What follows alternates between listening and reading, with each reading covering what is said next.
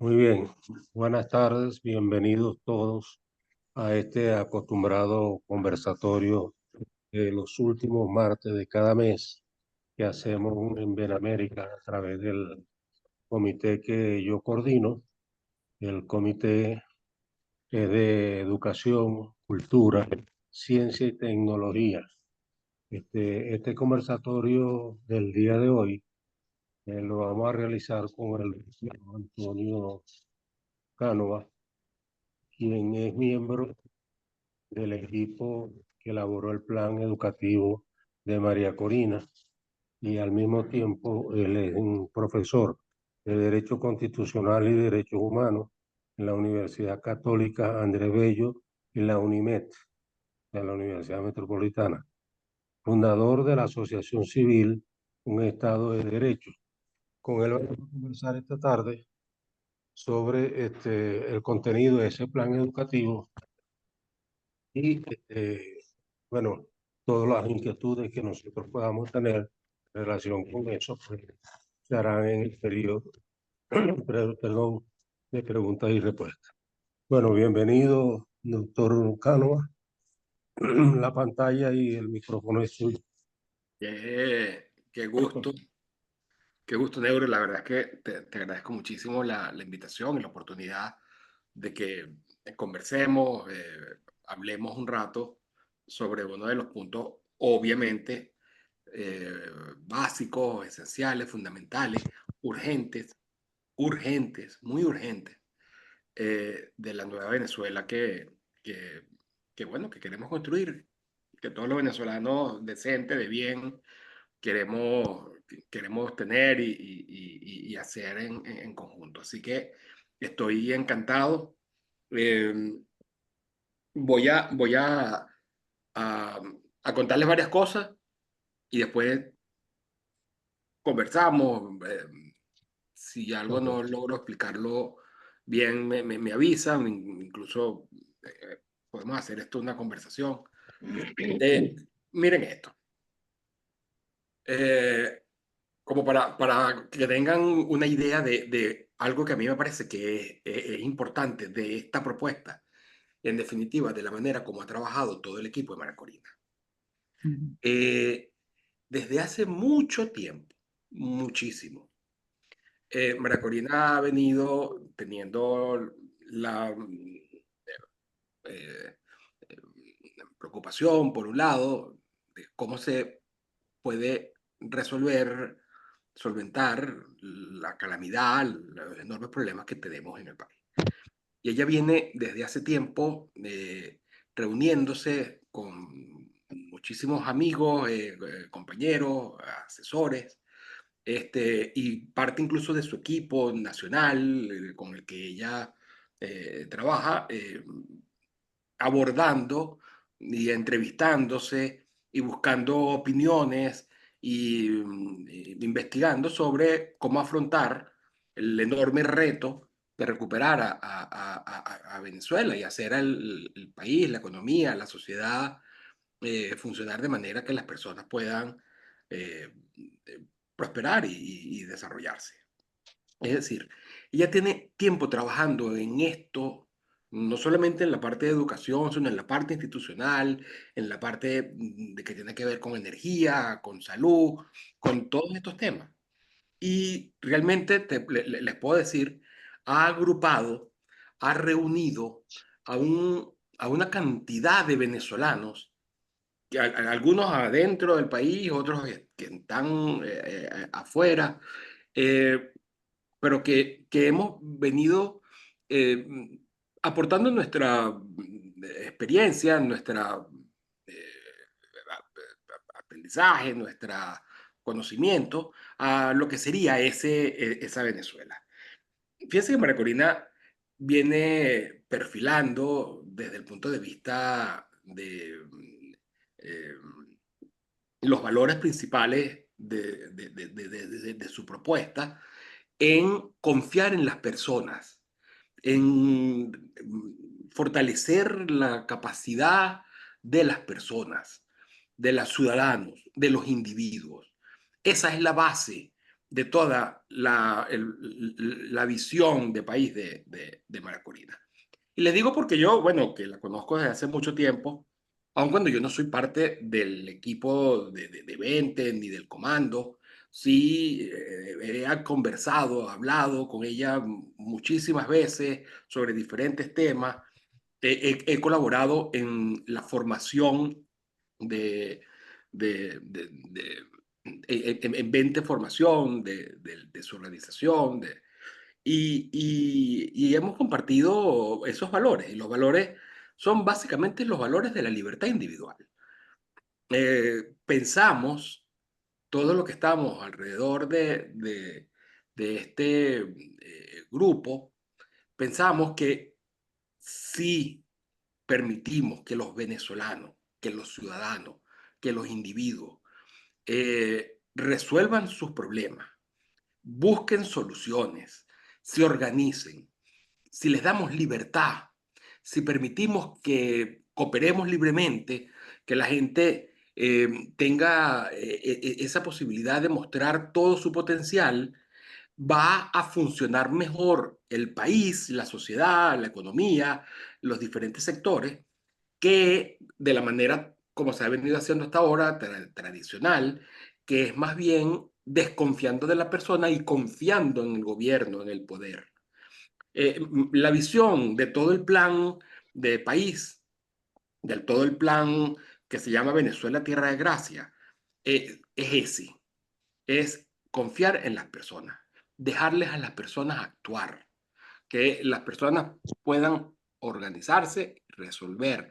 No es darle un bien, un valor, un servicio, eh, ofrecerle una promesa de que las cosas, no, es que el Estado en todo caso va es a facilitar ese desenvolvimiento virtuoso, libre, esa organización, coordinación entre las personas. Es decir, los principios son, ella lo ha dicho abiertamente, no volver al socialismo, el estatismo, el centralismo, sino que sea más liberal, más de cooperación libre, más de respeto de las instituciones occidentales, de respeto de la propiedad privada, expropiar es robar, más como se ha hecho en Venezuela, de respeto del proyecto de vida de las personas, del respeto de los gustos, intereses, necesidades, visión de cada quien, que cada quien busque su felicidad, construya su futuro y el Estado en todo caso facilitando, no entorpeciendo, no monopolizando, sino eh, llevando a la realidad efectiva esas instituciones jurídicas, políticas, sociales, económicas, que han hecho prósperos, ricos, incluso felices a las personas de los países más aventajados, más adelantados, más desarrollados, más prósperos. Esa es la base. Es confiar en las personas, o sea, principal, el valor es la libertad individual, el Estado como un facilitador de eso y que se logren en todo lo que se pueda, que es muchísimo, las soluciones de la propia sociedad con, bueno, acuerdos voluntarios, es decir, a través de soluciones de mercado, soluciones no impuestas, ni provistas, ni diseñadas por el gobierno central, sino por el Estado, por el gobierno, sino un gobierno que garantice los valores, las instituciones, para que las personas puedan desarrollarse. Y así, bueno, lograr no solamente superar las dificultades, solventar inconvenientes, producir, crecer y desarrollarse cada quien. Eso es lo que nos une. Y ha trabajado con ella en el área de educación un grupo que por lo demás ha estado es más interesado y pendiente en preguntar a los venezolanos, tanto a los expertos como a las mismas familias, en el caso de la educación, ver cómo se está, cómo se puede construir algo o cómo ya se están logrando soluciones que se puedan entonces potenciar, fomentar. Esa ha sido la gran visión y eso está plasmado en ese documento complejísimo y que es un canto de amor, de libertad, que se llama Venezuela, Tierra de Gracia. Tierra de Gracia. De hecho, cuando yo comencé a trabajar con María Corina, yo que soy abogado y me he dedicado a temas institucionales, temas sobre el Poder Judicial, en María Corina, cuando ella me dice, mira, quiero que me ayudes en Venezuela, Tierra de Gracia y ayúdame en la parte del Poder Judicial y de la reestructuración. Y yo le dije, porque yo una vez, por ahí por 2014-2015, escribí un libro que se llama El TCJ, el Servicio de la Revolución, que, donde hice un análisis de la independencia del Poder Judicial en Venezuela y demostré contando 45.000 sentencias que nunca nadie le gana al gobierno. O sea, entonces ella me decía, ayúdame a trabajar todo este tema institucional.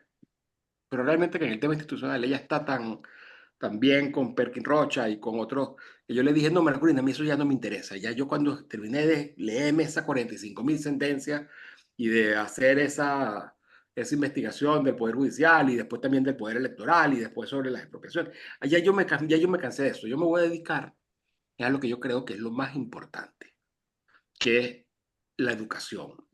Y cuando hablo de educación, me hablo de la que es la más importante, que es la educación de los niños.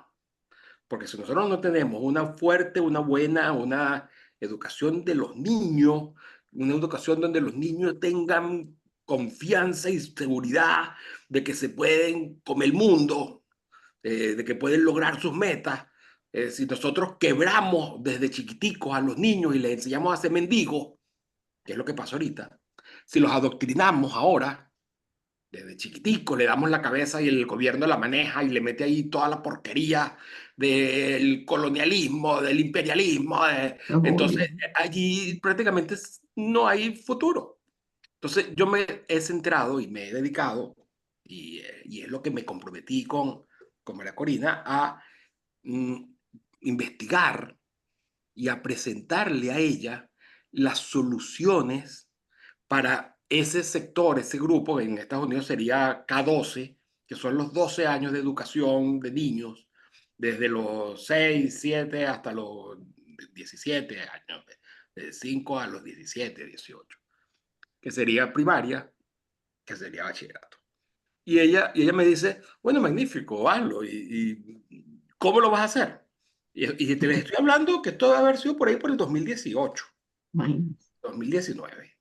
Y yo lo que le dije fue, bueno, mira, yo no te voy a hacer una propuesta escrita con mis ideas.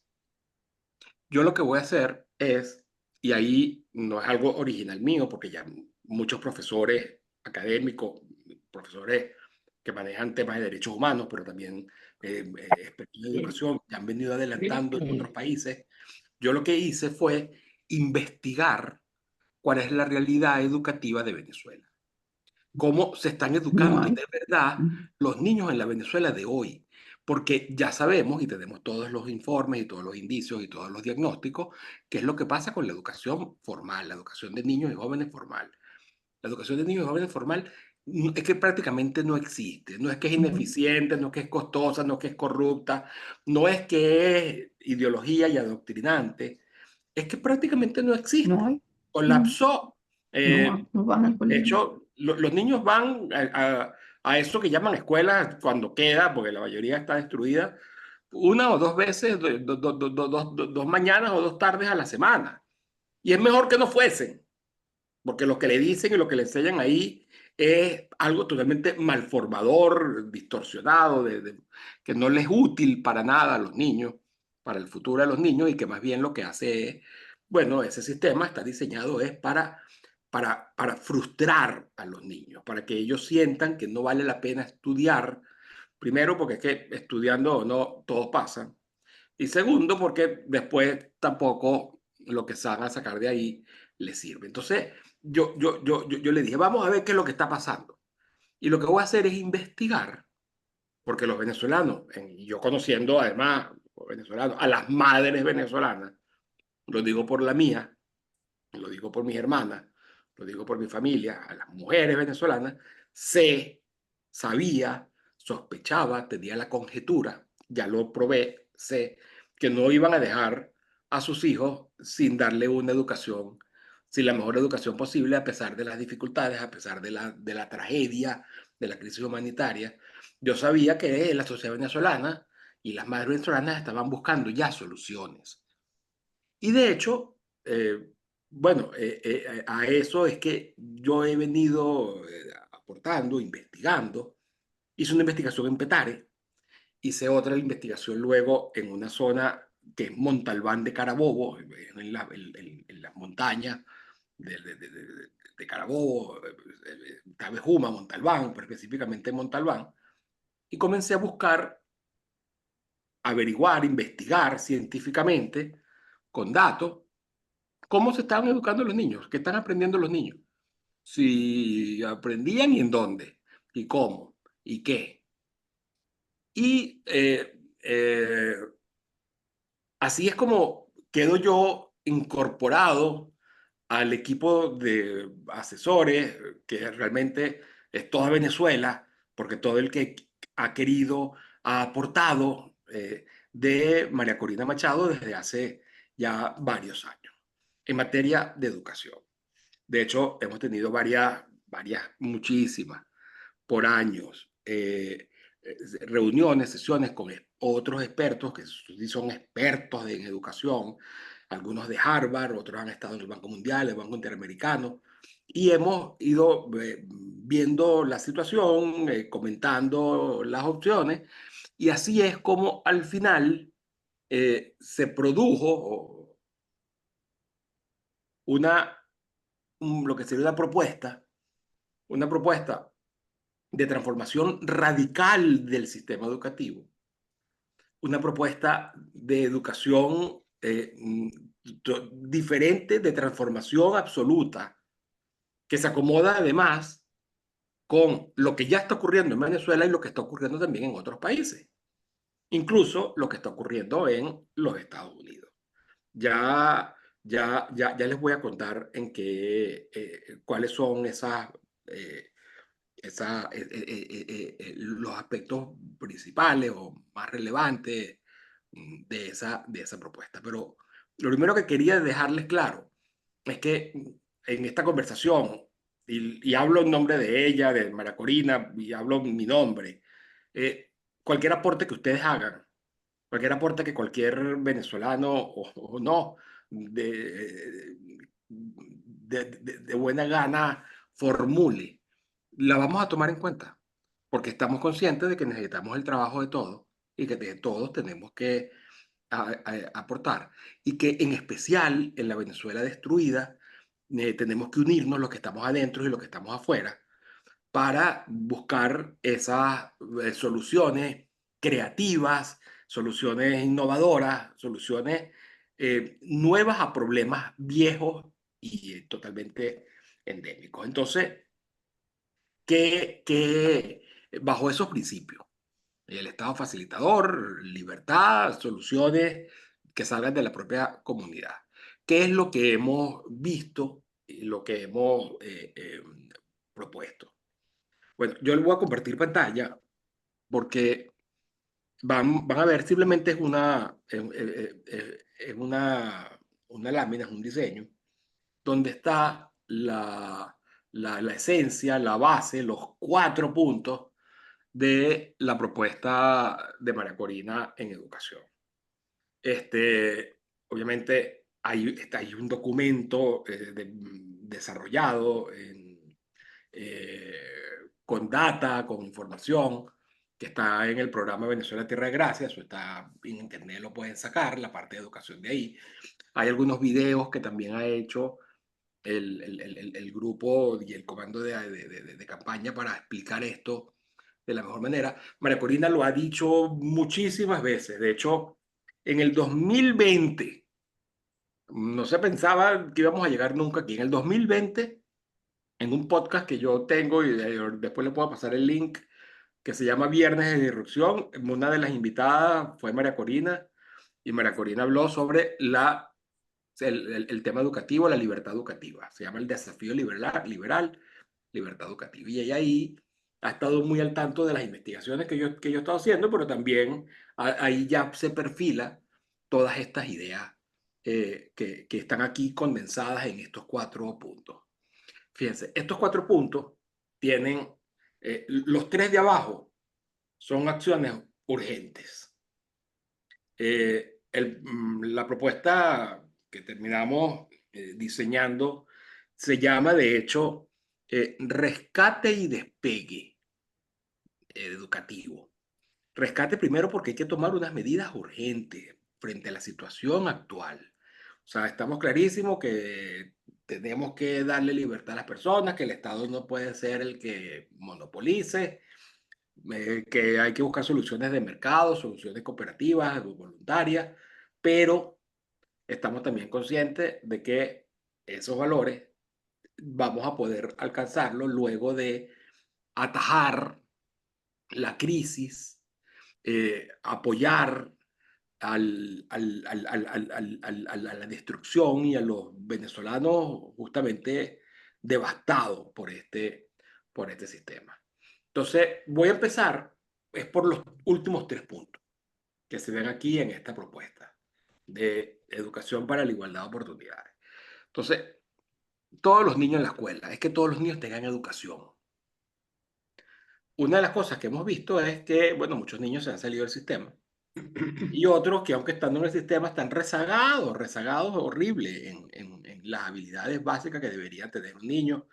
Incluso hablando de niños y jóvenes, estoy hablándole de que no saben leer, cálculo matemático, comprensión lectora, o sea, eh, entonces la primera idea es crear a través de programas, fomentar que la educación sí es útil, que la educación sí es el futuro.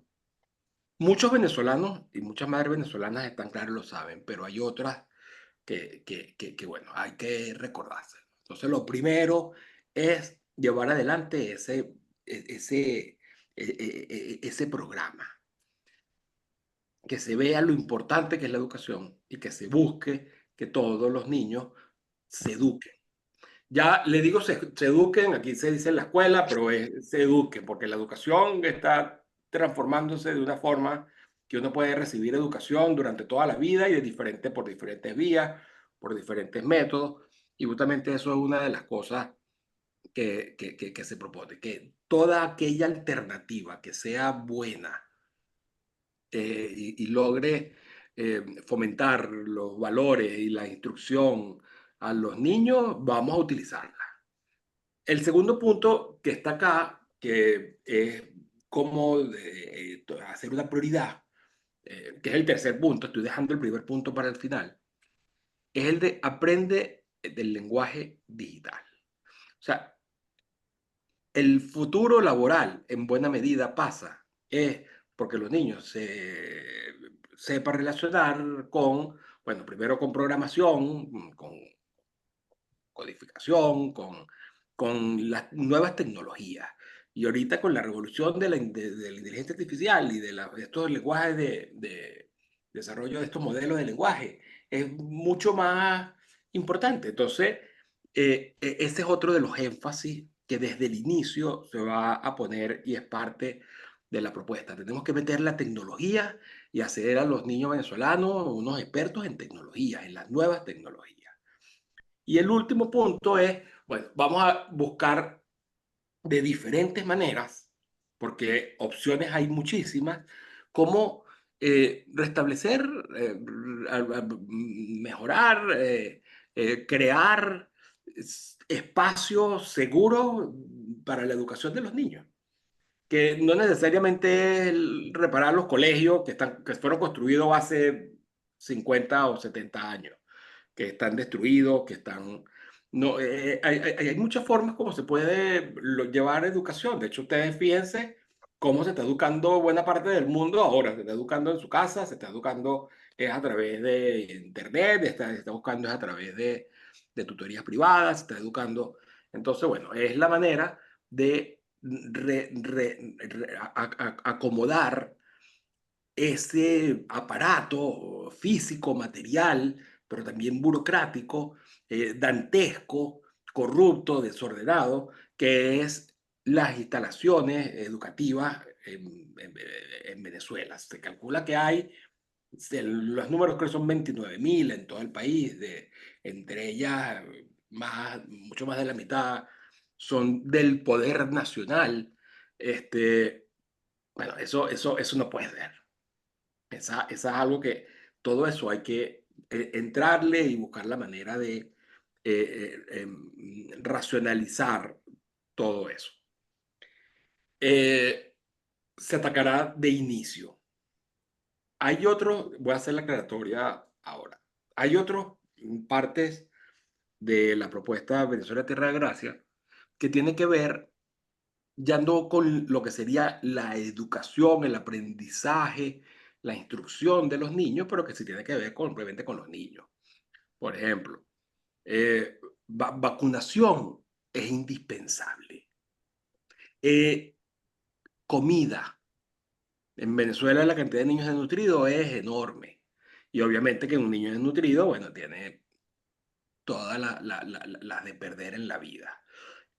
Sin embargo, eso no es la parte de educación, por más que puedan estar entrelazadas y se pueda ayudar, pero no eso entraría dentro del programa de educación. Hay un grupo de capital humano que está trabajando en cómo atender la crisis humanitaria que sufren, que padecen la mayoría de los venezolanos.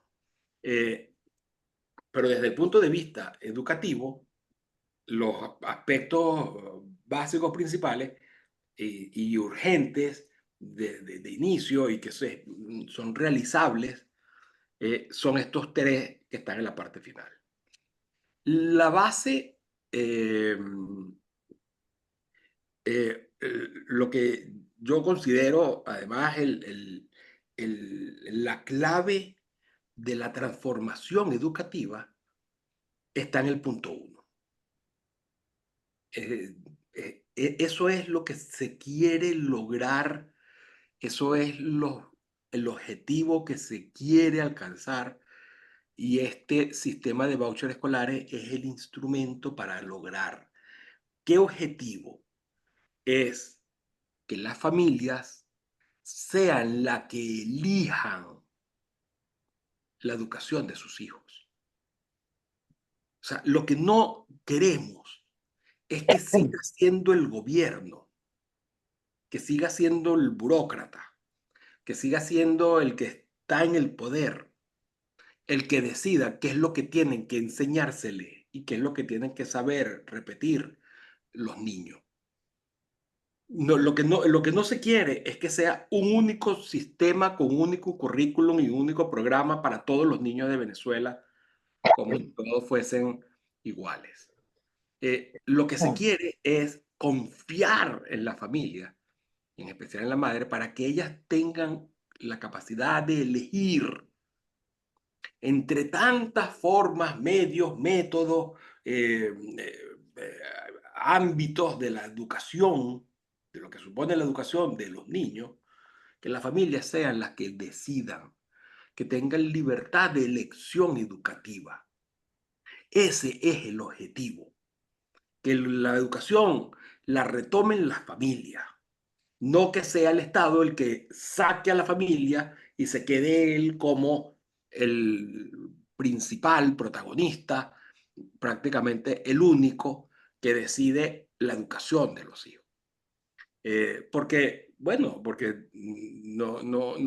nadie va a entender ni a conocer ni a querer más a los niños, su propia familia, que sus propias madres, que sus propios padres. Así que ese es el gran objetivo de toda esta propuesta. Y fíjense, si uno lo ve desde esa perspectiva, entonces la transformación del sistema es total, porque lo que tenemos hoy es que el Estado, el gobierno, el Ministerio de Educación decide todo, absolutamente todo. Y cuando digo todo, me refiero a todo lo que tiene que ver con la educación de los niños y jóvenes de Venezuela. El Estado dice dónde se van a educar, dice qué días van a ir a clase, qué horas van a estar en clase, Dice qué temas van a ver, qué libros van a leer, cuándo van a ver cada tema, a qué edad van a tener cada uno de esos conocimientos.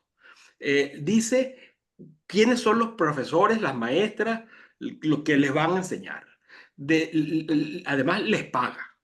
El Estado dice cómo van a ser los exámenes, cuándo van a ser los exámenes. O sea, el Estado decide todo en la educación de los niños.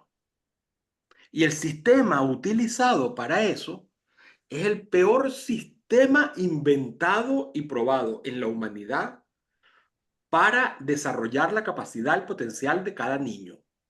El sistema que utilizamos en Venezuela es lo que se conoce como el sistema prusiano, que aparece en la Prusia del siglo XIX con la idea de crear una sociedad en Prusia, que luego es Alemania. Se creó este sistema educativo que luego se implementa en los Estados Unidos, en especial ya en el siglo XX, y se extiende por todos lados y llega también a Venezuela. Es una educación que sirve al Estado.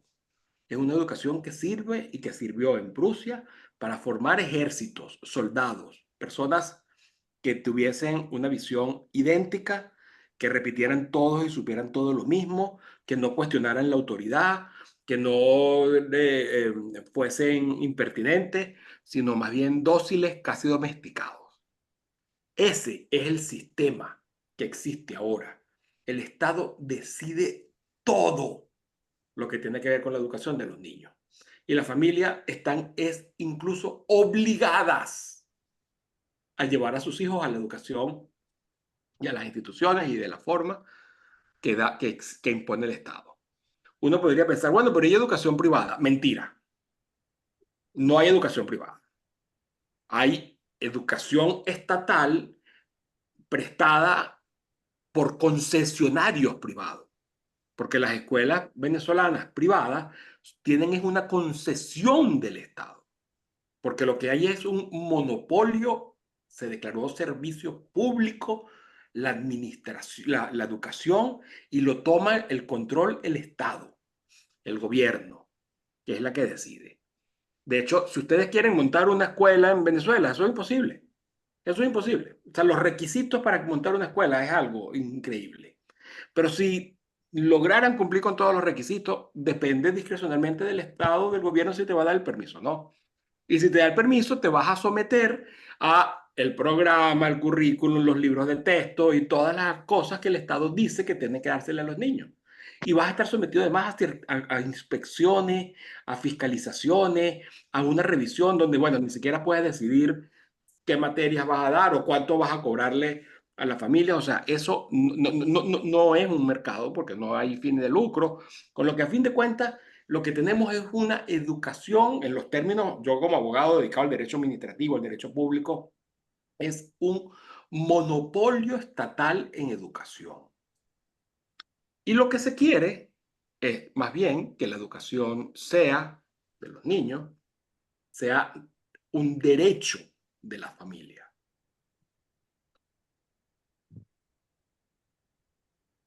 Eso tiene dos aspectos para hacer ese cambio realidad. Hay dos temas que habría que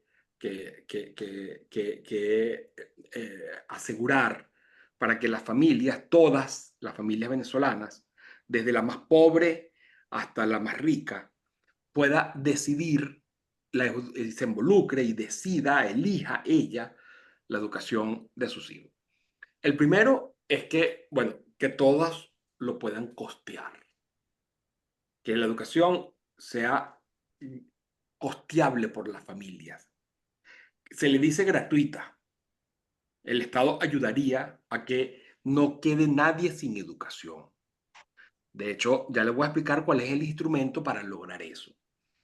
Que las familias tengan la libertad de elección educativa no quiere decir que la educación no sea un bien público y que por lo tanto sea en la familia, incluso o especialmente las que no puedan, que en Venezuela es la gran mayoría, dado la situación de pobreza, de destrucción absoluta que nos ha dejado todas estas décadas de socialismo,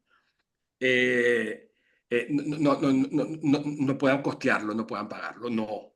Allí es donde interviene, para eso sí va a intervenir el Estado, a asegurar que todos tengan una educación de calidad. Pero ¿cómo? Eso ya le voy a explicar cuál es el mecanismo para eso. No es como se ha hecho hasta ahorita, de que el Estado asuma el control y la competencia absoluta en materia educativa. No, es ya que se quiere que la familia elijan la educación de sus hijos, entonces viene la segunda parte que les decía. Bueno, tiene que haber suficiente oferta, variada, amplia, que calce con las necesidades, habilidades, capacidades, intereses de todos los niños y de sus familias. Tiene que haber variedad, multiplicidad, redundancia de ofertas educativas para que las familias, los padres, puedan efectivamente elegir la educación de sus hijos. Si ahorita nosotros dijéramos, con el sistema actual, que es un monopolio estatal, donde el Estado da un único tipo de educación para todos, ¿las familias pueden elegir? No. Primero, no pueden elegir porque el régimen es que no eligen la familia, elige el Estado. Y si no cambiamos y abrimos la educación al mercado, a que haya propuestas, ofertas de diferente tipo, con diferentes tecnologías, con diferentes métodos para diferentes niños, si no permitimos que haya esa variedad, entonces las personas no podrían, las familias no van a poder elegir. Entonces, la transformación del sistema educativo, al verlo así, es radical. Ya el centro no es lo que el Estado quiere en la educación. El centro es el desarrollo del niño. ¿Quién lo decide? No es el Estado el que decide qué es lo mejor para que los niños sean felices y se puedan desarrollar y puedan tener una vida próspera y útil y buscan su felicidad. No, no, no es el Estado, van a ser las familias. Se, que las familias puedan costearlo, allí el Estado sí va a intervenir. Es un bien público, vamos a ayudar a costearlo. Y que haya alternativas, que haya opciones, que se pueda probar, que las familias puedan, bueno, justamente eso. De la variedad surge lo que es mejor, se va viendo diferentes, van compitiendo. Elon Musk hoy puso un post que dijo en X, la, la competencia entre escuelas es lo mejor, es la mejor forma para mejorar la educación de los niños. O sea, eso es obvio, porque esa competencia es la que va a permitir descubrir a la familia, bueno, cuál es la mejor forma para que los niños aprendan. Además, no hay una sola o única forma para todos los niños, porque es que los niños son distintos. Entonces, hay niños que son más de leer, hay niños que son más de estar en lugares con muchos niños, hay otros que quieren a lo mejor una educación más cerrada, con menos niños, en una microescuela. En Estados Unidos el brote, la explosión de las microescuelas es enorme. Entonces que haya diferentes alternativas. Algunos son buenos leyendo y otros son viendo videos y otros son escuchando y se puede utilizar la tecnología de diferentes maneras. De hecho, eso es parte del proceso que estamos viendo maravilloso no solamente en materia de comunicación, sino también en materia educativa que produce las nuevas tecnologías. Antonio, Entonces, Antonio, ya estoy terminando con no, esta no, última disculpa. idea. Es que te iba a decir que tienes 42 minutos Ya de estoy exposición terminando, ya estoy terminando, para que ya vayas estoy redondeando. terminando, Neuro, porque ya llego al meollo. ¿Cómo lograr esa transformación del monopolio estatal a el derecho de las familias a educar? Bueno, es con este sistema de vouchers escolares, cheques escolares. Ese es el instrumento que en otros países, y en especial en los Estados Unidos se está viviendo, ya hay 11 estados de la federación que han aprobado sistemas universales de voucher escolares. Y eso supone un cambio radical. De hecho, el estado el que pronto pareciera que lo va a aprobar va a ser Texas. En Florida lo hay. De hecho, el primer estado en Estados Unidos que tiene un sistema de vouchers escolares fue West Virginia. Y la senadora Rocker, que fue la que la propuso, Rocker es el apellido de casada porque es venezolana. Es una senadora en el Senado de West Virginia, que su nombre es Patricia Puerta. Los vouchers, un sistema de vouchers escolares sólido que llegue a todos los niños, es el recurso, el dinero con el que las familias van a poder, entre las diferentes opciones vigentes, existentes, probadas, elegir a dónde van a llevar a sus hijos y no estar obligadas a llevarla a la educación estatal y no estar tampoco en situación de no poder costear la educación. Entonces, llevar adelante este sistema de voucher, además se ha visto, se ha comprobado que es muchísimo más económico, más barato, más viable, más posible y tiene efectos inmediatos que el sistema actual, que es el Estado haciendo las escuelas, construyéndolas, contratando cientos de miles de profesores y prestando burocráticamente con un presupuesto, bueno, que tendría que ser enorme, educación para 8 millones de niños o 11 millones de estudiantes. Entonces, el sistema de vouchers escolares es la idea que, como les digo, ya se ha probado en muchos lugares, se probará también en Venezuela, posiblemente se probará de poco a poco y se irá viendo cómo funciona mejor, porque los vouchers se pueden implementar de diferentes maneras. Eh, pero es la clave de la reforma, es el eje, es el instrumento, es el medio para lograr esa reforma total en lo que se respecta a la visión sobre la educación de los niños y jóvenes. En pocas palabras, esta es la magnitud de la transformación que se está proponiendo en Venezuela, tierra de gracia. Antonio. Perdón, ¿no me he estado oyendo? Sí, te oigo. Ah, Creo ya. que espero haber explicado bien, de manera, bueno, sencilla, esto tan complejo, aunque podría ser complejo, pero que realmente, si nos vamos a ver, no lo es. De hecho, como le decía, en Venezuela ya está pasando. Los de investigaciones que yo he hecho, académicas aparte, miren, yo me he conseguido con que uno de cada 3 niños venezolanos está educando, se está aprendiendo en lo que se conoce como casa tarea dirigida. Y es ahí donde están aprendiendo. O sea que es el 30% de los niños están yendo a un sistema alternativo, a un subsistema informal de educación y funciona. Porque me he encargado de medirlo, investigué en Petare, en Montalbán, le comenté, de Montalbán de Carabobo, y ese sistema está creciendo. Cuando yo llegué a Montalbán a investigar allá en el 2022, eran 63 microescuelas, casas de tareas dirigidas, microescuelas. Ya van por 80 y tantos. Antes era el 22%, ya va por 33. Es decir, son soluciones que ya vienen ocurriendo, que ya están allí, que vienen apareciendo incluso en otros países y que parece que es parte de una tendencia inevitable, irreversible, hacia que estos sean los valores que imperen en la educación de los niños, una educación individualizada, una educación que calce para cada uno. Tienen la mano levantada Jorge Baral y Gonzalo Aguirre Vélez. Creo que el primero fue Jorge. Ok, adelante, Jorge. Bueno, muchas gracias, Antonio, por el tiempo que nos dedicas explicándonos estas ideas. Este, son cosas interesantes las que presentas, pero realmente me generan muchísimas preguntas.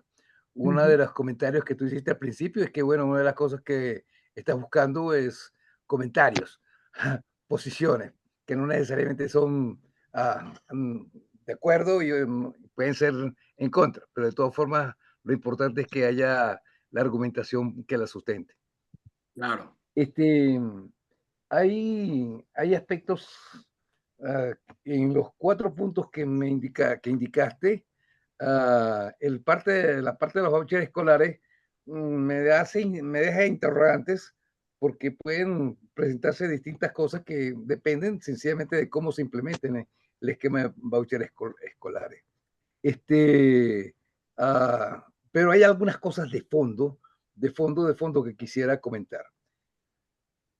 Siento que en toda la presentación que hiciste, lo que está detrás es la idea de revertir el mal que genera el sistema educativo actual. Y no necesariamente la mejor solución es ir al opuesto. ¿Me explico? O sea que se corre, si bien es verdad, y en eso coincido con tu presentación, de que realmente como está el sistema educativo actual es terrible, indescriptible, pero no necesariamente oponerse a todas las cosas que se hacen ahorita es la solución.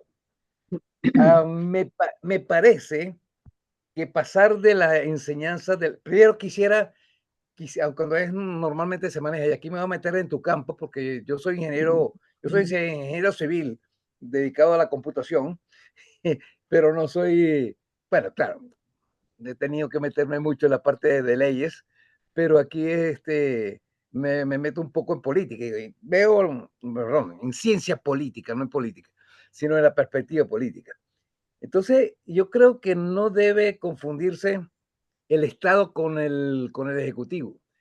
En nuestro caso, cuando hablamos que todo está en manos del Estado, da la impresión de que estamos asociando Estado con Poder Ejecutivo, que es la verdad, los ministerios. Y el problema es que el ministro es el que dice las cosas y la gente que trabaja para el ministerio, y el ministerio es que manda a los fiscales, y el ministerio, pero ese no es el Estado, ese es el Ejecutivo.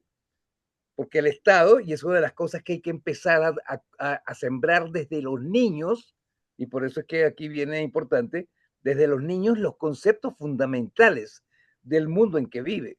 Y el Estado es la persona jurídica que realmente que representa a la nación.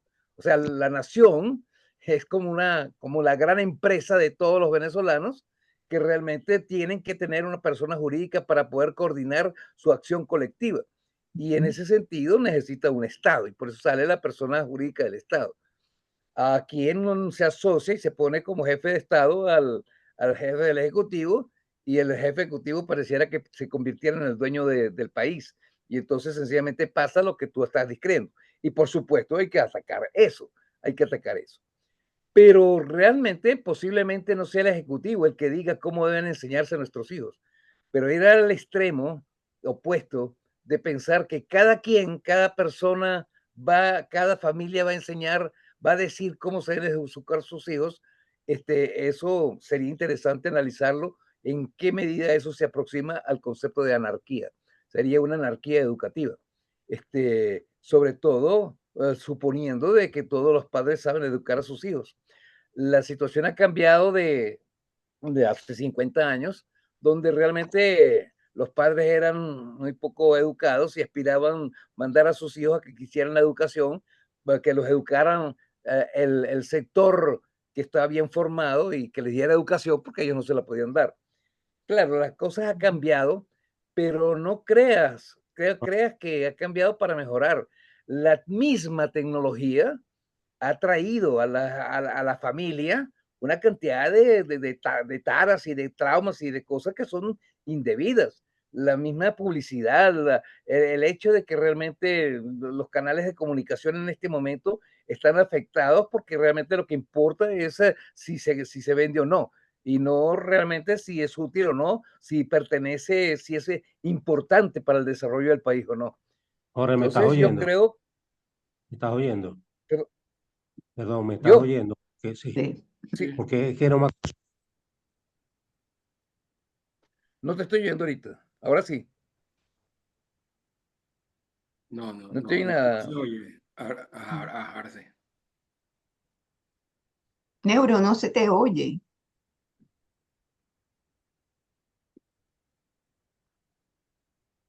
¿Se fue?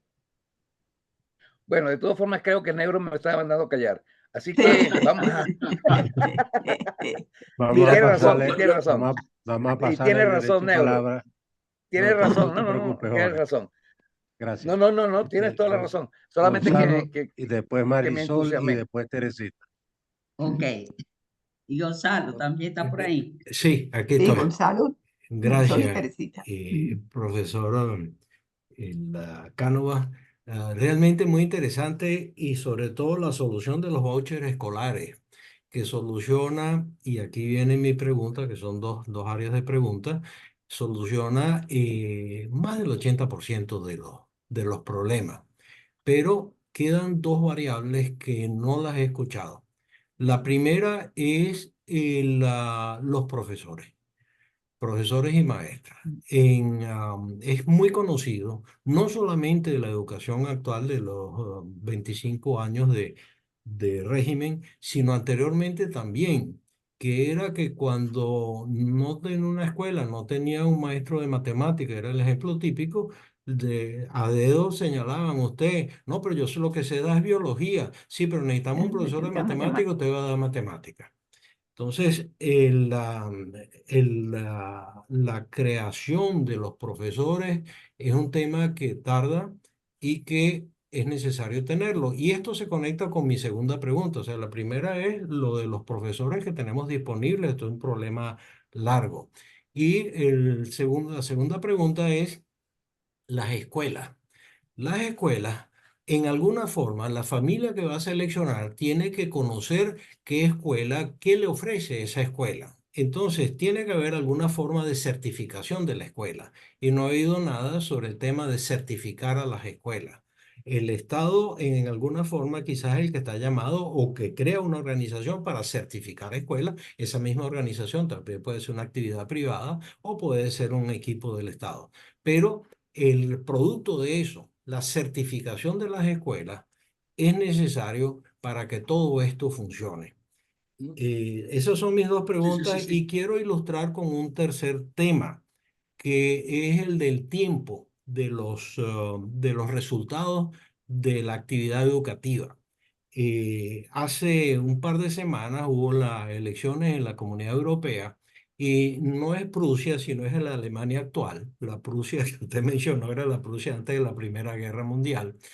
La Alemania actual es la unión de dos Alemanias, la Alemania occidental y la Alemania oriental. La Alemania occidental tuvo una educación muy de selección, de posibilidad que la familia elegía, y la Alemania oriental era una estructura puesta por el Estado.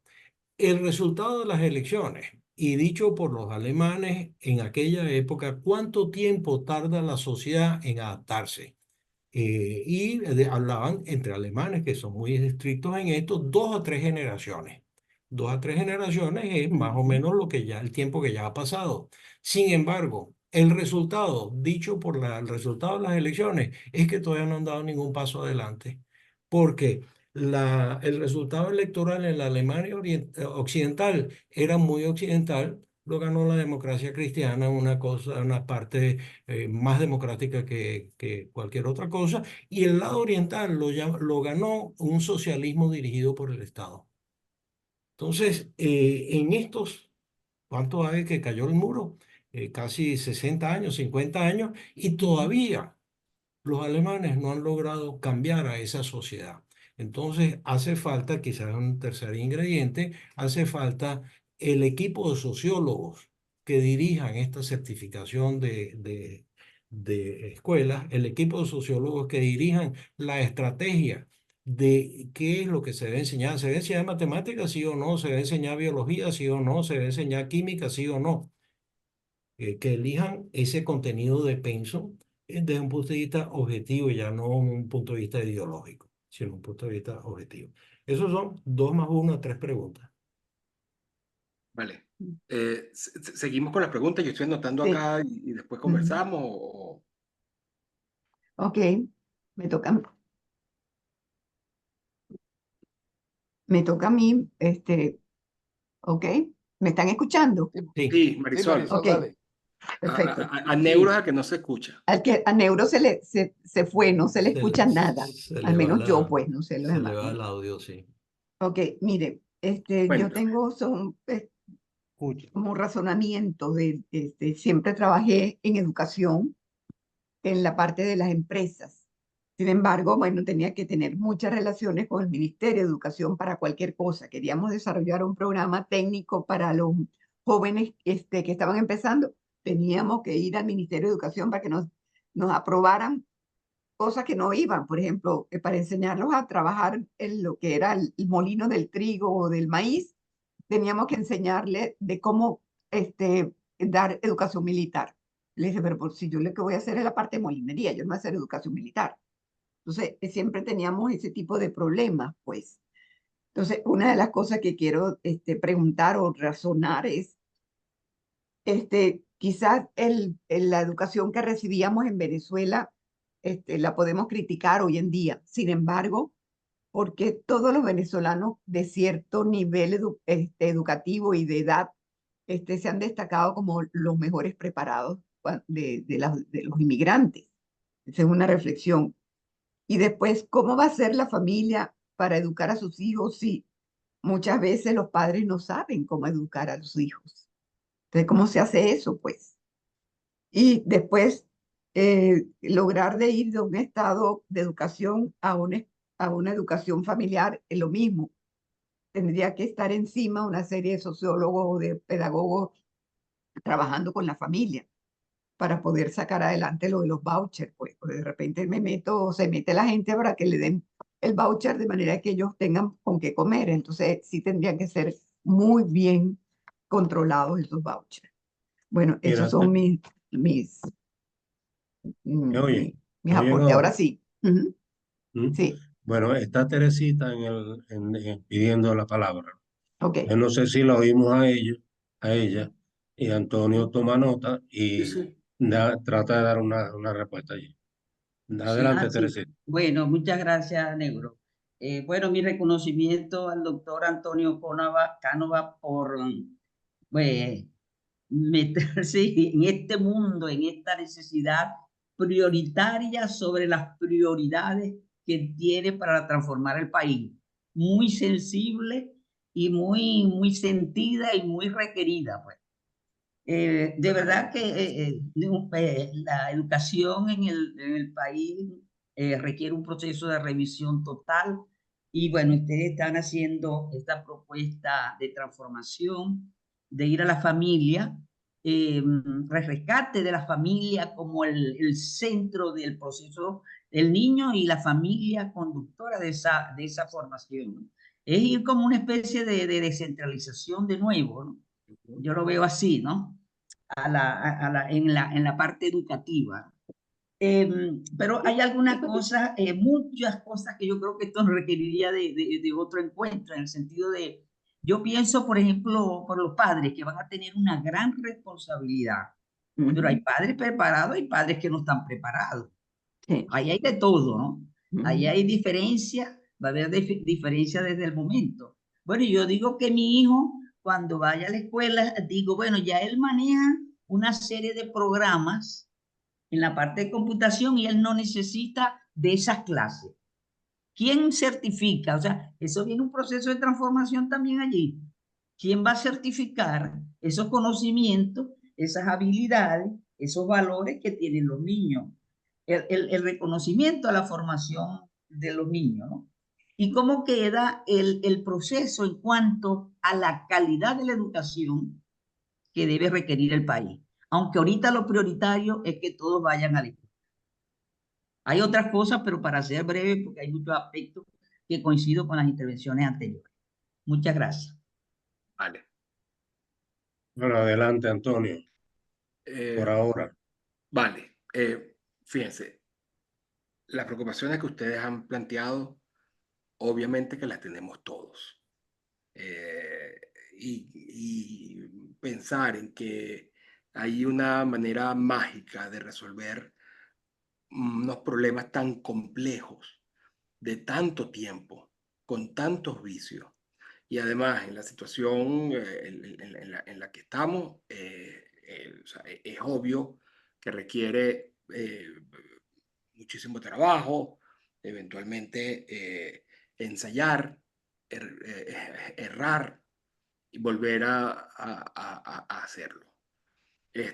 Con lo que todas estas angustias, dudas, preocupaciones son válidas y muchas de ellas las hemos, en las discusiones que hemos tenido a lo largo de todos estos meses, las hemos planteado, las hemos intentado encontrar alternativas, soluciones a toda esta complejidad. Con lo que no solamente les insisto primero o les reitero la, la intención genuina es de construir entre todos estas propuestas y estas soluciones, con lo que es muy valioso estos encuentros, por un lado, sino que además no creen, ya algunas de estas cosas no las hemos planteado. Y al detalle, hay varias, tenemos luces, tenemos algunas de las soluciones ya identificadas. Entonces, tomando en cuenta eso, les comento algunas respuestas a las preocupaciones que ustedes muestran acá. O sea, primero, por ejemplo, el tema de la certificación. El tema de la certificación sabemos que es crucial. ¿Cómo es ahora? El Estado es el que tiene el monopolio de la certificación. Es el que dice si un niño está en tal grado o en tal otro, si puede pasar a bachillerato, si puede pasar a una universidad. El Estado tiene el monopolio y el Estado es el que certifica, es el único que certifica. Esa es como es ahorita. Y Jorge, yo me dedico al derecho constitucional, al derecho administrativo, yo estoy claro en la distinción entre Estado y gobierno. Me estoy refiriendo aquí, es verdad que el gobierno es el que ejecuta, el poder ejecutivo, la administración pública y toda la burocracia, pero es que es también una cuestión de Estado, porque por ejemplo, la ley vigente de educación es una ley que dice que el gobierno es el que lo va a hacer, que es obligación del Estado y no. Entonces sí es el Estado en total, más allá que el mero gobierno, el que tiene que intervenir en todo este tema de la educación. Entonces, la certificación ahorita, como les decía, es así. Entonces nosotros nos preguntábamos en algunas de las sesiones que hablamos y debatimos, investigamos sobre este tema. Y fíjense, no, al final la solución de ese punto como tal no es tan complicada, porque ya en muchísimos países se vienen buscando soluciones a este problema. Y en muchos de esos países las soluciones que se han implementado han sido maravillosas, han sido tan positivas que en países en los que existen estas soluciones y también existen las certificaciones estatales, la gente, las empresas, las universidades, prefieren las soluciones alternativas a la estatal. Tienen más valor. Y tiene sentido. O sea, cuando uno se pone a investigar el tema de certificaciones, fíjense una de las soluciones que se han aplicado en otros lugares y que se podrían perfectamente probar, eh, ensayar. No es tan importante certificar a la escuela como establecimiento, sino es mejor certificar el aprendizaje de los niños. Entonces, en muchos países, primero, hay organizaciones que normalmente son organizaciones también de maestros o de educación que hacen pruebas, exámenes, diagnósticos, tanto psicológicos como de conocimiento y de personalidad a los niños y dan entonces certificaciones que son aceptadas por universidades que son aceptadas, obviamente, por empleadores y que tienen incluso más valor. Y de hecho, ustedes que están en Estados Unidos, si ustedes quieren entrar a una universidad en Estados Unidos, hay que presentar el SAT. Ujú. Y eso es una certificación independiente. Entonces, es una forma como las universidades han dicho, mira, yo confío más en esta certificación. Por ejemplo, en la India, lo que hay son certificaciones independientes. Estamos hablando de millones de niños, de hecho, de niños que asisten a educarse fuera del Estado. Es algo que es más del 70% de los niños en estos países, no solamente en la India, sino... Y es una cosa que estamos viendo también ahorita que está pasando en los Estados Unidos, está ocurriendo en los Estados Unidos, en muchos países. Entonces, el tema de las certificaciones tiene una solución, parecía algo más complejo, pero tiene una solución que es hasta fácil de implementar, porque ya en muchos lugares se viene implementando. Y piensen, un niño o una persona, un joven que tenga una certificación de Google, de haber hecho unos cursos con Google, eso vale muchísimo más a nivel global incluso que la certificación que pueda dar el ministerio de tal o X país, y mucho más el título de Venezuela que no dice que no vale nada. Entonces, fíjense, ahí tenemos un tema fundamental, crucial, y también hay algunas soluciones sencillas, probadas, que podemos intentar y que seguramente nos permitirán, si este camino es el adecuado, nos permitirán, bueno, avanzar y reforzar en este proceso. Otro tema que se ve muy complicado, que uno diría, ¿y de dónde saco los profesores, los maestros? Porque estamos claros, en Venezuela en los últimos años nadie se ha graduado, no en las graduaciones de maestros, no hay maestros, nadie quiere estudiar para ser maestro, quien quiere estudiar eh, y asumir esa responsabilidad de ser maestro por lo que le pagan o para ser maltratados en las escuelas públicas. Entonces, uno podría decir, la tragedia es cuando tengamos el nuevo país y cómo hacemos con lo que necesitamos 1 millón de profesores, de maestros. Y yo les digo, bueno, no, no necesariamente. Y si nos fijamos en lo que está pasando en otros países, nos damos cuenta, wow, fíjense lo que está pasando.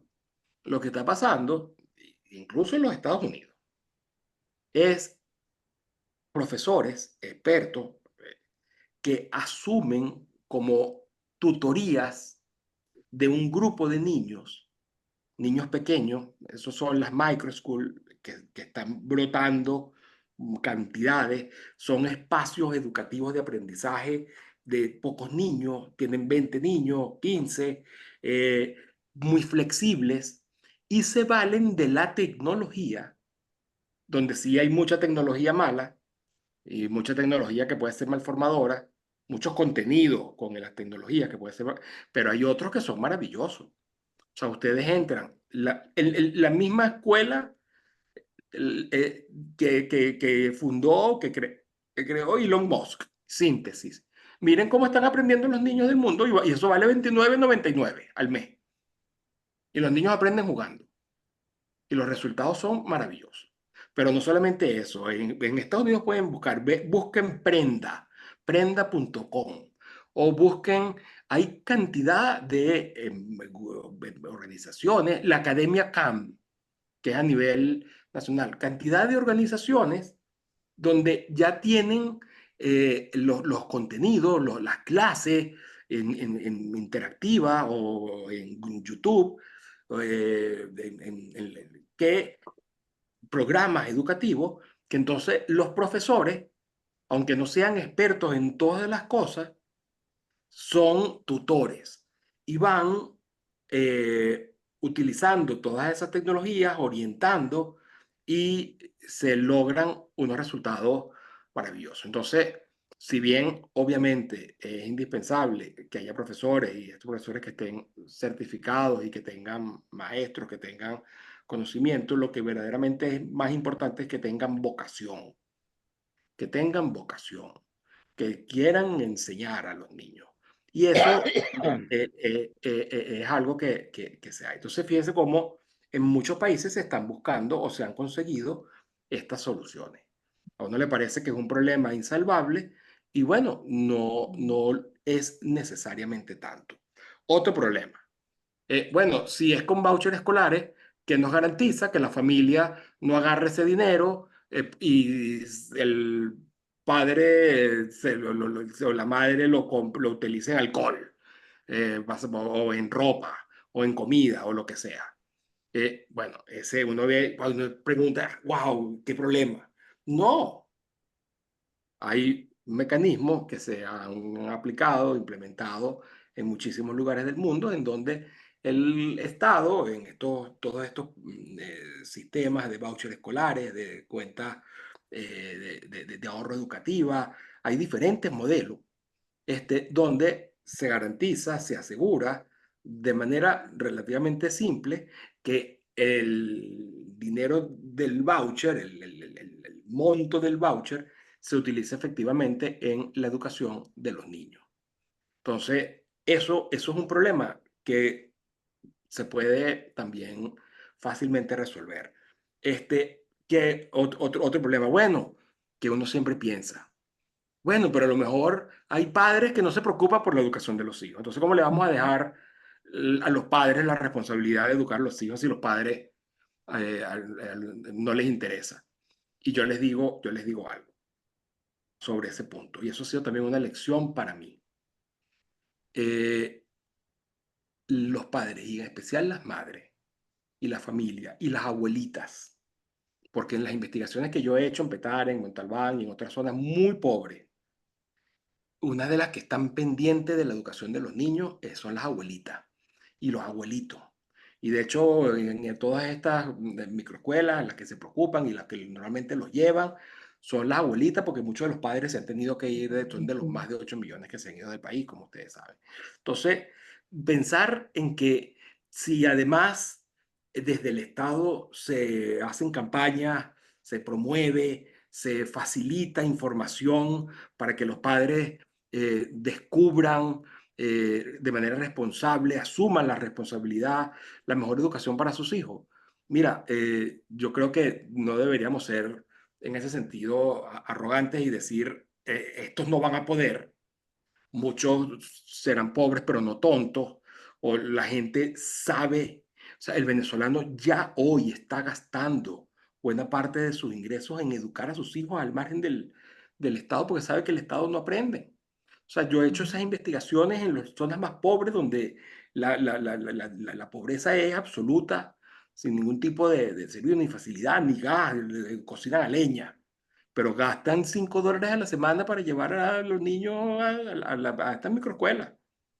Y mira, y le he hecho exámenes a los niños, exámenes que se le ha hecho a otros, y muchos, por ejemplo, hace poco, este sábado son la preparación de las Olimpiadas Recreativas, Matemáticas y Lengua, que lo organiza desde hace más de 20 años la Universidad Metropolitana con una fundación que se llama Motores por la Paz. Yo ahí inscribí una cantidad de niños de tareas dirigidas.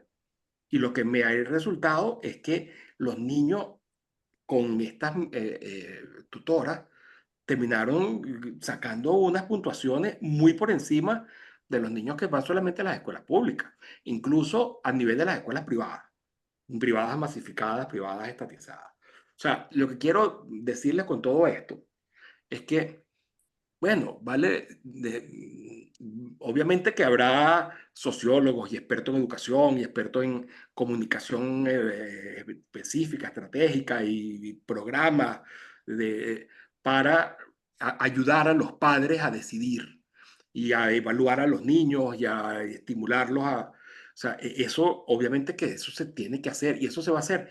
Y es que eso incluso va a surgir, aunque no lo haga el Estado, porque eso sería hasta una buena un buen emprendimiento, un buen negocio, orientar a los padres en la responsabilidad de ser ellos lo que decidan la educación de sus hijos.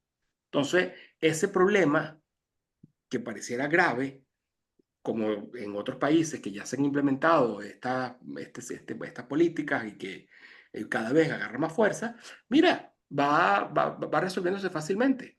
Y les hablo no solamente de países muy pobres, sino de países muy ricos. En Suecia, desde el año 92, 93, se implementó un sistema de cheques escolares. El primer año habían 15.000 niños que tenían los cheques escolares. Y los otros iban a las escuelas públicas suecas, que son buenas. Bueno, el segundo año de 15.000 pasó a 19.000 y el otro, y ya hoy el 50% de los niños en Suecia piden cheques escolares. De hecho, las escuelas se están quedando vacías. En la India hay 1 millón, datos de profesor James Tully, de un libro del año 2021. En la India hay 1.400.000 escuelas públicas que no tienen alumnos inscritos. Y hay 72 millones de niños que están con tutorías privadas en estas microescuelas, en estos centros, en estos espacios de aprendizaje alternativos. Entonces, y son en lugares pobres, y mira, son pobres, pero no tontos, y quieren lo mejor para sus hijos, y van probando, y van ensayando, y se van buscando alternativas. Entonces, yo no diría de inicio, y yo tampoco quiero pensar así de las demás personas, de las madres, de los venezolanos, que mira, si le deja a ellos se lo van a tomar aguardiente. No, yo creo que los incentivos y la propia naturaleza nos lleva a querer educar a nuestros hijos. El último punto que veo acá es sobre la calidad. Bueno, yo les comentaba la calidad de la educación. Yo les comentaba que el mismo Elon Musk, y ya lo he nombrado a Elon Musk más que a la propia María Corina, acaba de tuitear hoy, la competencia es fundamental entre las escuelas, la competencia entre las escuelas es fundamental para mejorar la calidad de la educación de los niños. Y eso es obvio. O sea, fíjense, cómo es lo que yo he visto en las investigaciones que he hecho en estos lugares, que hay competencia entre microescuelas, porque por ejemplo en Montalbán de Carabobo, que son como 20.000 personas, a lo mejor menos porque se han ido muchas, allí hay 84 microescuelas y hay competencia entre ellas y las familias deciden. ¿Y cómo deciden? Bueno, van a donde una, ven a la maestra, me inscriben a los niños están allí 1, 2 o 3 semanas y de repente la mamá ve que el niño no quiere ir o que está contento y le pregunta a la vecina o a la prima o a la hermana cuando ve que el otro niñito está aprendiendo inglés y entonces ¿a dónde los que lo llevas tú? Y ahí hay una competencia y hay una mejora y hay algunas que han tenido que cerrar, algunas de estas microescuelas que no han funcionado, las familias han decidido no apostar, no llevar a sus hijos ahí, y hay otras que más bien han crecido al extremo de que en Montalbán de Carabobo hay microescuelas que tienen más de 60 alumnos. O sea, que no es una maestra haciendo tareas dirigidas, es una profesional que ha hecho las cosas tan bien que en el pueblo, en la ciudad, ya se sabe y tiene listas de espera, ya se sabe, mira, aquí hay una buena forma de enseñanza para los hijos. Entonces, la competencia es la que de inicio va a garantizar la calidad. Nada de esto supone o significa que no haya manera de evaluar la calidad educativa, de facilitar que haya lo más nuevo en educación, digo, esfuerzos desde el Estado, obviamente también del sector privado, los mismos emprendedores en educación en que están en otros países, les interesaría venir a Venezuela a instalarse acá para enseñar, bueno, lo que se dedique, si los venezolanos van a tener un cheque para pagarles, un cheque escolar. Entonces va a haber mucha inversión en esta materia porque es un mercado importante el de la educación. Y con el cheque, además, se revive la economía en ese sentido. Entonces, lo que concluyo, hay muchísimas dudas, hay muchísimas preguntas, hay muchas eh, eh, eh, cuestiones que, bueno, incertidumbre. Justamente por eso es que tenemos tantos meses buscando opinión, pidiendo opinión, viendo alternativas, conociendo experiencias, investigando en Venezuela ya lo que está ocurriendo ahorita, para que esto sea una propuesta que surja eso, de abajo hacia arriba y que tenga además la capacidad de irse implementando de manera urgente, pero también de una manera redundante que nos permita ir corrigiendo los errores. Entonces, por ejemplo, el tema que tú comentabas, Teresita, de la descentralización, es como una especie de centralización. Y eso permitiría, bueno, justamente descentralización al máximo. Que no quiere decir que no haya, mira, los niños tienen que aprender leer, comprensión lectora, habilidades matemáticas, educación cívica. O sea, hay algunas cosas que pero no sería regularlo e imponerlo todo desde el Estado, sino en todo caso establecer unos mínimos desde el Estado, que es como lo básico.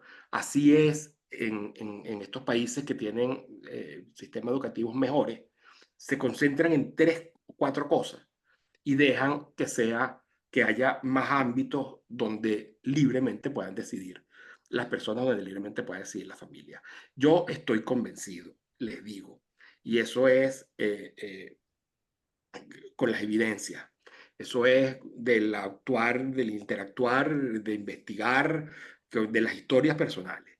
Yo estoy convencido de que los venezolanos hoy, después de toda esta experiencia, lo que quieren es mayor libertad, que me dejen en paz.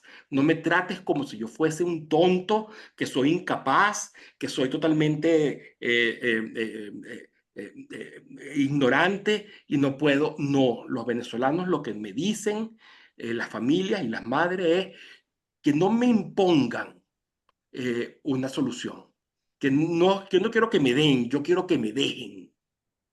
Yo les voy a enviar un link, se lo voy a enviar a Neuro por WhatsApp, de esa entrevista que en el año 2020 yo le hice a Mara Corina, ese viernes de disrupción que trata sobre el tema de la libertad educativa, y donde yo hablaba varias cosas, tocamos varios de estos temas.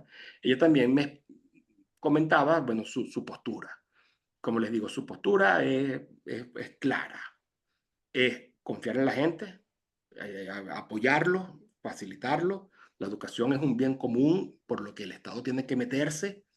Todo el mundo tiene que recibir una buena educación y nos aseguraremos de la mejor manera de lograrlo, pero dejando claro que el Estado tiene también que salirse de decidir, como hasta ahora, absolutamente todo, porque lo que crea, lo que se produce son personas dependientes, personas quebradas, personas incapaces, personas dóciles. Si queremos aumentar la imaginación, la creatividad, la potencialidad de la gente, tenemos que empezar es por confiar en la gente.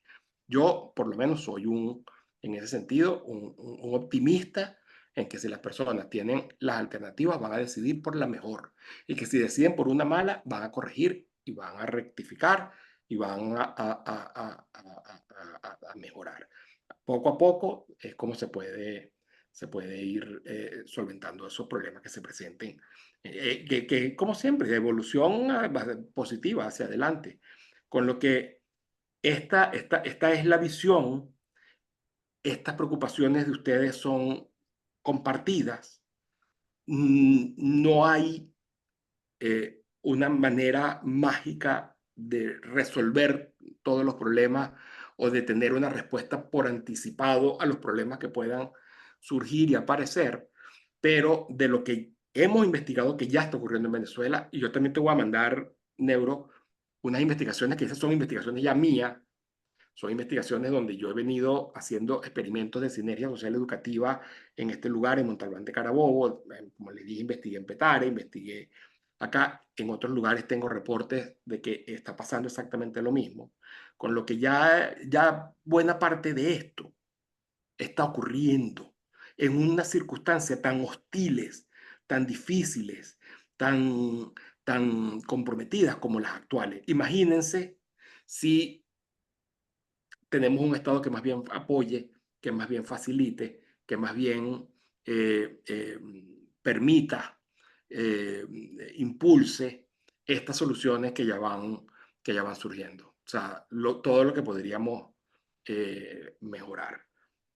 Entonces, comprendo las preocupaciones, son más que válidas y fundadas los temores, pero les aseguro que hay respuestas y que no son inventos, sino salen de la realidad y que siempre habrá manera de implementarlo y de corregirlo en el momento de la implementación que permita, bueno, reducir al máximo los errores. Esa es la visión y el objetivo y yo estoy no solamente comprometido, sino seguro de que podemos avanzar muchísimo con implementando estas políticas de inicio. Bueno, muy agradecido con tu exposición, Antonio. Pero Muchas permíteme un gracias. minutico más, porque Ujú. yo sé que ya es tarde allá en Madrid. Permíteme un minutico más, para expresarte lo siguiente, ¿no? Em, Estas 4 líneas estratégicas que tú nos has expuesto hoy, la primera y quizás la cuarta, la veo yo como más pragmáticas en el sentido de que, bueno, hay que implementar un sistema de vouchers escolares, eso es bien importante, porque coadyuva a ayudar a la familia a que procuren que sus niños estén en la escuela. Y lo otro, bueno, la rehabilitación de las instalaciones escolares, que no solamente es la rehabilitación física, sino que entiendo también la dotación de equipos, etcétera, que tiene mucho que ver con las otras dos, que considero que son más principistas. Que todos los niños estén en la escuela y que tengamos que aprender el lenguaje digital. Justamente esa es la última, pues, el aprendizaje del lenguaje digital, no solamente es en los niveles inferiores, sino que hasta en las propias universidades, y eso era parte de mi intervención ayer en una entrevista que me hicieron. Pero yo creo que todos aquí, entre el Estado y la familia, tenemos que proponernos que los niños estén en la escuela y no en la calle. Es decir, yo creo que ese es un propósito fundamental que tenemos que tener todos los venezolanos. Y segundo, yo creo que estamos obligados, dado el desarrollo de la ciencia y la tecnología, y sobre todo de la tecnología de información y comunicación, que son los instrumentos que utilizamos los docentes en las escuelas, en las universidades, todos estamos obligados a que tengamos que necesariamente recurrir al desarrollo de la tecnología digital. Es decir, el mundo no se concibe hoy en día y de aquí en adelante sin realmente el uso del Internet, por ejemplo. Y yo pienso que mucho que cuando te oí decir, bueno, que si necesitamos 1 millón de maestros y bueno, pero el uso de la tecnología nos puede ayudar muchísimo en que no necesariamente tenga que ser 1 millón de maestros, sino que te digo yo, reducirlo a la mitad, no sé. Pero indudablemente, este, decía yo ayer también que necesariamente, y era con un grupo de universitarios, necesariamente tenemos que volver a lo que ya Teresita y yo pasamos por ahí también, Teresita, que es empezar otra vez a revisar el perfil de nuestros egresados. Es decir, el egresado de hoy para ir al mercado de trabajo no puede ser el mismo del egresado que teníamos hace 10 o 15 años o 20 años. Es decir, necesariamente tenemos que tener bien claro cuál va a ser el perfil de nuestros egresados y en consecuencia hacer una revisión de los currículums respectivos para formarlos. Entonces, te agradezco mucho en nombre de Benamérica, en nombre del comité que yo coordino, de Educación, Cultura, Ciencia y Tecnología, el que haya dispuesto de tu tiempo para que nosotros podamos, por lo menos, haber tenido la información y podamos haber satisfecho algunas de las inquietudes, porque sé que son muchas, pero algunas quedaron satisfechas. Muchísimas gracias, Antonio. No, a tu orden. Y Muchas gracias. muchas gracias a todos ustedes por su participación.